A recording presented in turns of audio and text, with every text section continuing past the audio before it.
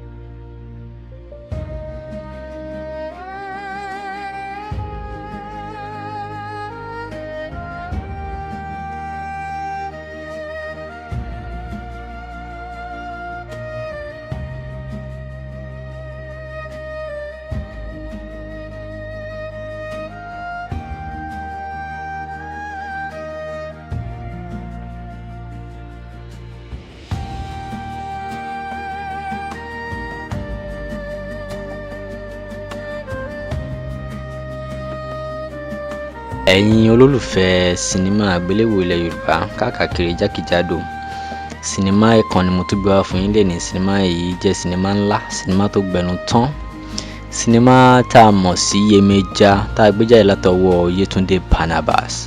Màá ṣàlàyé fún yín nínú fídíò yìí bẹ́ẹ̀ ṣe lè wo sinimá Yemọja àti apá kìíní àti apá kejì sinimá yìí. Màá ṣàlàyé bẹ́ẹ̀ ṣe lè wo fún yín. Ẹ máa bá mi kálọ lẹ́kùnrẹ́rẹ́.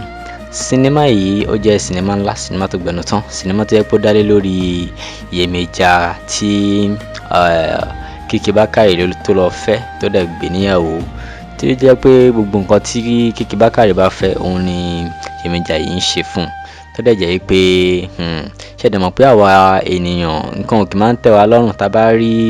Tá bá fẹ́ ilé, tá bá rí ilé a máa tó la fẹ́ mọ́tò, tá bá rí mọ́tò a máa tó la fẹ́ plane, tá bá rí plane a máa tó la fẹ́ nǹkan.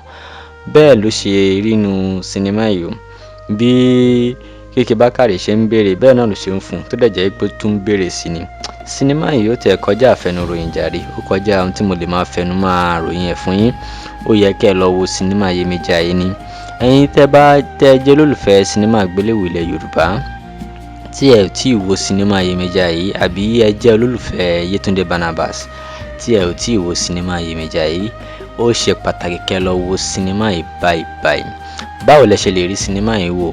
Ó yá, ẹ bọ́ sí ẹ rí pé ẹ like fídíò yìí, ẹ like fídíò tẹ́ ń wò yìí, ẹ subscribe channel tẹ́ wà yìí, kẹ́ tẹ notification bell yín. Ẹ bọ́ sínú description box fídíò yìí gangan, ẹ máa rí link tó máa indicate Yemọja. Tẹ́ ẹ bá ti click ẹ máa wò lójú screen yín ni. Bẹ́ẹ̀ ni ìyẹn fíìmù yẹn official film láti ọ̀dọ̀ Yétúndé Barnabas channel lẹ ti máa wò. Tẹ́ bá ti click ẹ dẹ̀ máa wò official YouTube link ni, ẹ dẹ̀ máa wò lójú screen yín. Bẹ́ẹ̀ ni kò rújú. Tẹ́ bá fẹ́ wo part 2, kálẹ̀ tí wo part 1 àti fẹ́ wo part 2, báwo lẹ ṣe máa wò? Nǹkan tẹ́ máa ṣe náà lélẹ́yìí, ẹ like video tẹ́ ń wò yìí, ẹ subscribe channel tẹ́ wà yìí, kẹ́ dẹ̀ notification bell yín. Ẹ wá rí dájú pé ẹ comment sí comment section pé Yemọja part 2 kí wọ́n bá yín show ẹ o. Yemọja part 2, ẹ̀yin ti ṣe tán tẹ́ fẹ́ wo Yemọja part 2, ẹ̀yin ti ṣe tán kí wọ́n bá yín release ẹ̀.